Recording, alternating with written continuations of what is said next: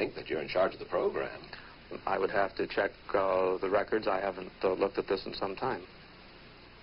The information form, the consent form, was also supposed to warn people about any risks of serious complications following the shot. But did it?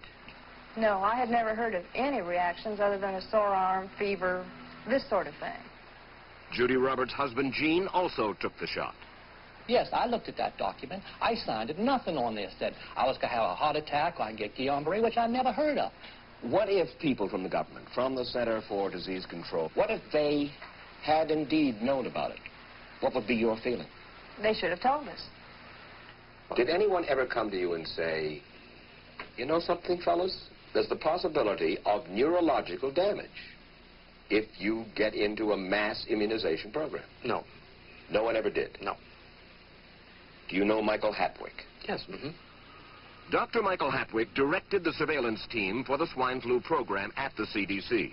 His job was to find out what possible complications could arise from taking the shot and to report his findings to those in charge.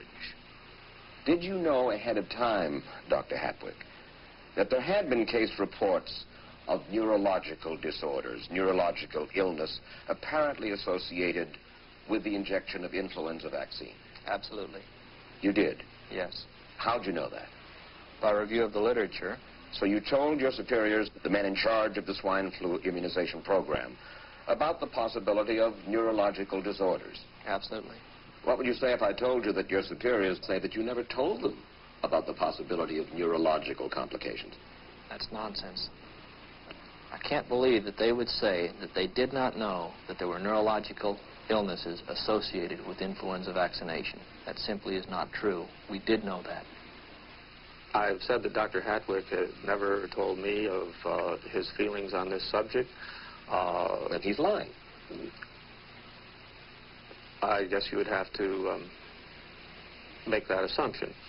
Then why does this report from your own agency, dated July 1976, list neurological complications as a possibility? I think the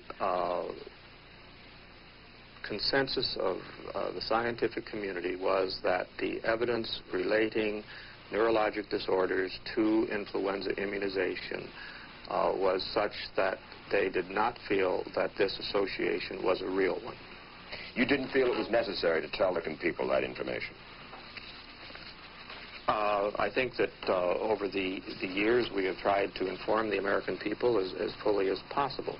As part of informing Americans about the swine flu threat, Dr. Senser's CDC also helped create the advertising to get the public to take the shot. Let me read to you from one of your own agency's memos planning the campaign to urge Americans to take the shot. The swine flu vaccine has been taken by many important persons, he wrote. Example, President Ford, Henry Kissinger, Elton John, Muhammad Ali, Mary Tyler Moore, Rudolph Nureyev, Walter Cronkite, Ralph Nader, Edward Kennedy, etc., etc. True?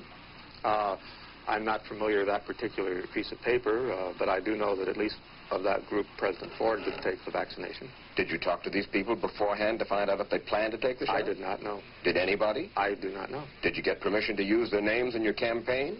I do not know. Mary, did you take a swine flu shot? No, I did not. Did you give them permission to use your name saying that you had or were going to? Absolutely not. Never did. Did you ask your own doctor about taking the swine flu shot? Yes, and at the time he thought it might be a good idea. But I resisted it because I was leery of having the symptoms that sometimes go with that kind of inoculation. So you didn't? No, I didn't.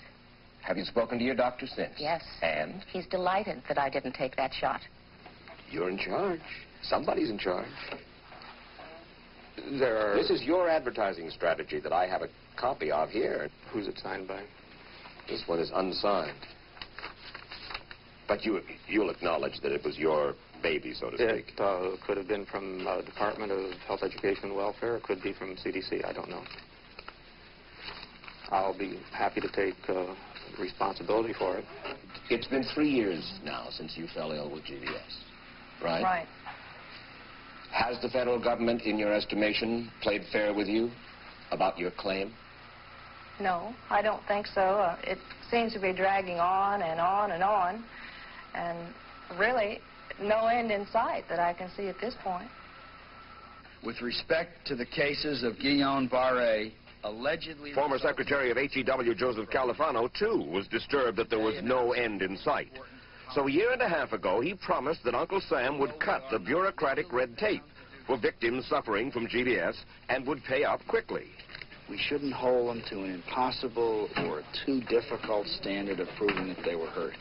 Even if we pay a few people a few $1,000s that might not have deserved it, I think justice requires that we promptly pay those people who do deserve it. Who's making the decision to be so hard-nosed about settling? Well, I assume the Justice Department is. Griffin Bell before he left? Well, the Justice Department agreed to the statement I made. It was cleared word for word with the lawyers in the Justice Department by my HEW lawyers. And that statement said, in effect... That statement said that we should pay Guillain-Barré claims without regard to whether the federal government was negligent if they resulted from the swine flu shot. I think the government knows it's wrong. If it drags out long enough, that people will just give up. Let it go. I am a little more adamant in my thoughts than my wife is, because I told Judy to take the shot. She wasn't going to take it, and she never had shots. And I'm mad with my government because they knew the facts. But they didn't release those facts because if they had released them, the people wouldn't have taken. And they can come out tomorrow and tell me there's going to be an epidemic, and they can drop off like flies next to me. I will not take another shot that my government tells me to take. Meantime, Judy Roberts and some 4,000 others like her are still waiting for their day in court.